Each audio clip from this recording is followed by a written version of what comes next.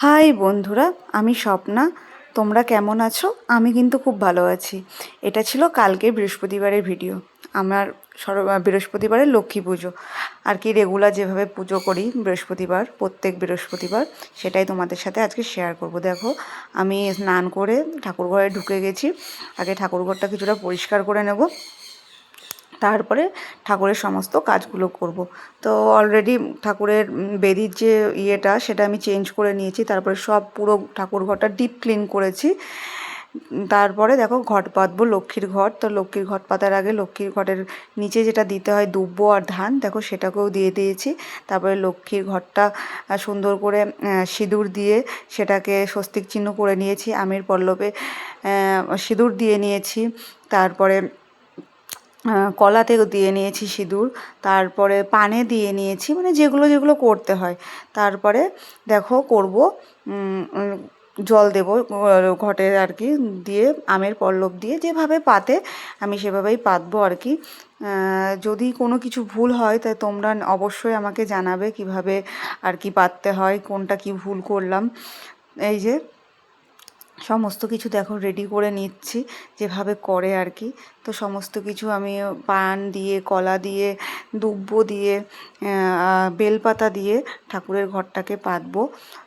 ফুল দিয়ে সুন্দর করে সাজিয়ে নেবো, পদ্ম ফুল দেব আজকে।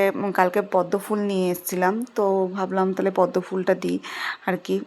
প্রত্যেক বৃহস্পতিবারে দেওয়া হয় না আমার পদ্ম ফুল, তো এই বৃহস্পতিবার পেয়েছি বলে নিয়ে এসেছি।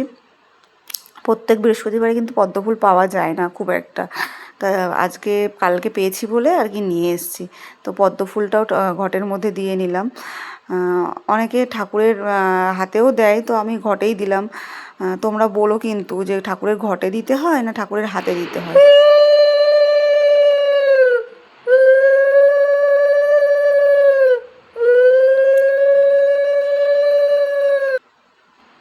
তারপরে দেখো, জল শঙ্খতে 3টে ফোঁটা দিয়ে নিয়েছি, সিঁদুরের ফোঁটা। তারপরে এদিকে শিব ঠাকুরকে স্নান করাবো।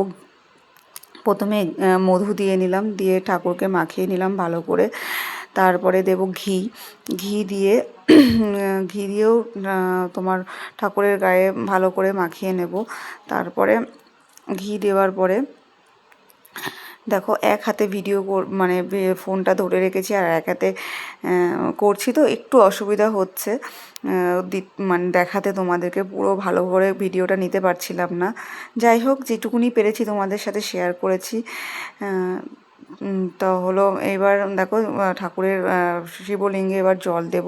জলের মধ্যে তোমার একটু ফুল দিয়েছি, আর হলো একটু কালো তিল দিয়েছি, দিয়ে ঠাকুরকে স্নান করাবো।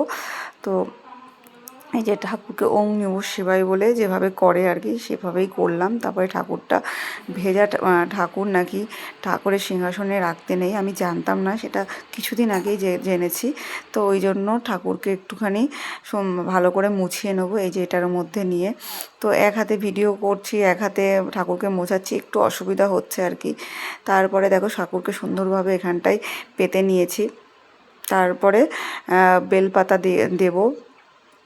এই যে বেলপাতাটা দিচ্ছি আর কি। বেলপাতা দেওয়ার পরে তারপরে ঠাকুরের ফুল যেটা, সেটাকে সুন্দরভাবে ঠাকুরের ফুল দিয়ে সুন্দরভাবে সাজিয়ে নেব।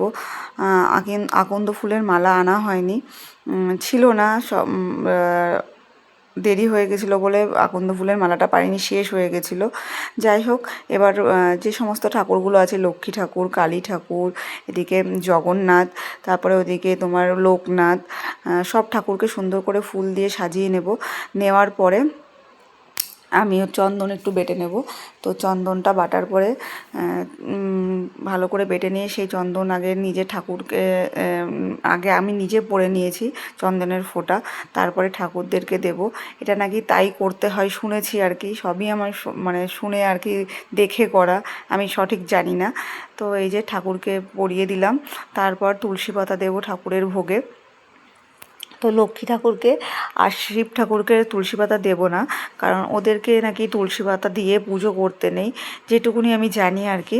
তো সব ঠাকুরের ভোগেই দিয়েছি, শুধু লক্ষ্মী ঠাকুর আর শিব ঠাকুরের ভোগে দিইনি। তারপরে চলো এরপরে ঠাকুরকে একটু আরতি করে নিই। আরতি এই যে আরতি করে নিয়েছি। আরতি করে নেওয়ার পরে ঠাকুরকে এবার শঙ্খ বাজিয়ে ব্যাস নমস্কার করে আমার পুজো সম্পূর্ণ হলো।